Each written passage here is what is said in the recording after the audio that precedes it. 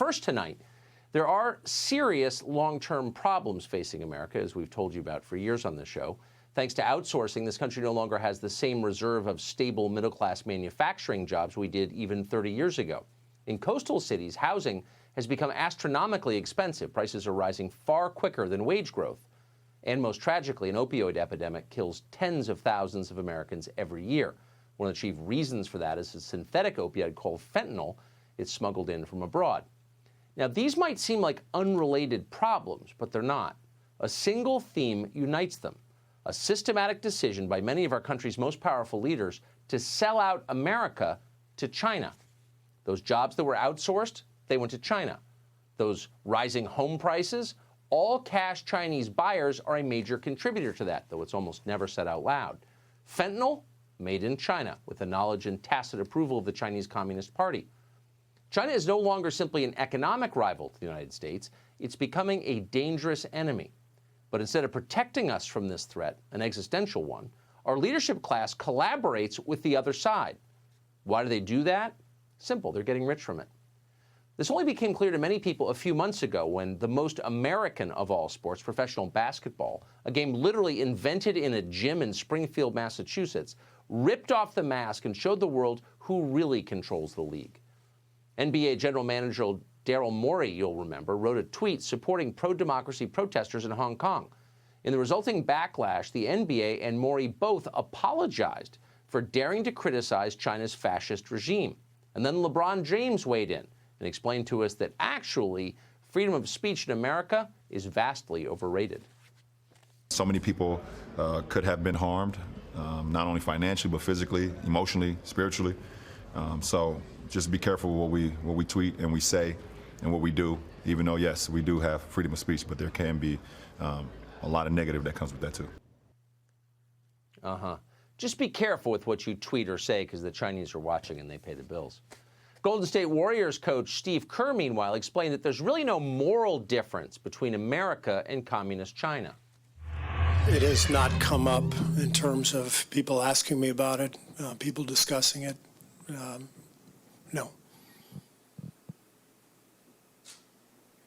Nor has our record of human rights abuses come up either. People in China didn't ask me about, people owning AR-15s and mowing each other down in a mall. Yeah, so America has school shootings. China is on its third or fourth genocide since World War II. You know, tomato, tomato. 6 dozen 1, whatever. Yeah. Saying something out like that out loud should be shocking, but it's not really. It's a taste of just how completely the people in charge identify with China over this country. In some cases, they've literally joined China's payroll. Former Illinois Senator Mark Kirk, for example, is a registered foreign agent who lobbies for the China-U.S. Exchange Foundation. That's a Chinese organization with ties to the Communist Party, a former senator. Former Senator Joe Lieberman works for another Chinese company, ZTE. What's ZTE? Well, ZTE is so dangerous to American interests that last August, the president signed a bill banning the federal government from using that company's equipment because it's too threatening. But he's lobbying for him. Former Congressman Rick Boucher, meanwhile, has lobbied for a whole list of Chinese companies, including Hikvision, Huawei, and the search engine Baidu. But China isn't content buying off our retired lawmakers. They're also targeting people who have jobs that matter right now. Last night on this program, we told you about a man called Yu Meng. He's the chief investment officer at California's massive state-run pension fund called CalPERS. Meng, who was born in China and moved here at the age of 25, previously ran China's $3 trillion portfolio of foreign investments. CalPERS has long engaged in shareholder activism to advance left-wing causes in this country, like gun control, and been very aggressive about it. But now the fund also supports China's efforts to eclipse America. CalPERS invests in companies that supply the Chinese military, literally. They're also invested in Hikvision, which makes the surveillance equipment that China uses to monitor ethnic minorities like the Uyghurs. So they're actively abetting fascism. There's nothing harmless about these investments. As Yu Meng himself once noted, quote, "Of course it empowers the Chinese regime to have the money flowing in," end quote. Of course it does, but they did it anyway. When Meng worked for China's investment fund, he was recruited by the Thousand Talents Initiative. That's a Chinese program designed to encourage foreign businessmen, scientists, and other experts to work on China's behalf, often secretly. The explicit goal is to obtain Western technology and research for China's own use, so they can surpass us, which they are. Last month, Harvard chemistry professor Charles Lieber, the head of the department, was arrested for hiding his work on behalf of China. In effect, Lieber was working as a spy, but his case isn't special. The entire sleazy academic world, and it's one of the sleaziest, is addicted to Chinese money. Harvard and Yale both stand accused of hiding hundreds of millions in donations from payments from foreign countries. Needless to say, China is one of the top contributors. Recently, the Texas A&M University system tried to gauge how many of its faculty were getting Chinese money. More than 100 of them had been recruited, it turns out, but only 5 had reported their work for a hostile foreign government. How many were indicted? You guess. Oh yeah, 0. Now, Chinese officials aren't paying these academics because they love scholarship. No. America's universities are key centers of scientific research and technical innovation. China would like to steal that information, and they are. As of tonight, the FBI is investigating more than 1,000 cases in which they believe China has stolen research from American firms. If anything, our top colleges and universities are encouraging this to happen. And you can see it by the way they recruit. Chinese grad students fill our research labs. This makes college administrators much richer, but it also allows the Chinese government easy access to critical information, some of it that directly bears on our national security. American academics have made it clear whose side they're on. Last November, officials at the University of Missouri-Kansas City removed an artistic display supporting protesters in Hong Kong because Chinese students complained. According to the New Republic, Columbia University's Global Center in Beijing canceled talks because they might upset Chinese officials. They're squelching free speech at the direction of communist China. And that's common in the business world. Disney changed its Tibetan character in one of its movies into a European woman because acknowledging Tibet's existence would anger their masters in China. They should be ashamed. Gap apologized for selling a T-shirt in Canada that didn't feature Taiwan as part of China. By the way, it's not part of China, but China demanded that Gap pretend it is, and they complied. We could go on. There are endless examples of this kind of thing. It's happening all around us. So how about Michael Bloomberg? He's running for president. Maybe more than anyone in America, Bloomberg represents the beliefs and values of our current aristocracy, which is by far the worst in American history, the stupidest, the most greedy. Not surprisingly, Bloomberg has both kowtowed to the Chinese and gotten rich from the Chinese. He's not embarrassed by it. In 2014, Bloomberg explained that actually, China's unelected leader isn't really a dictator.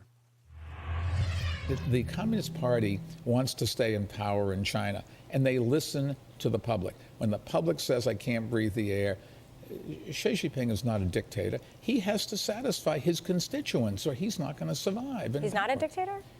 No, he has a constituency to answer to. So the Chinese dictator is not a dictator.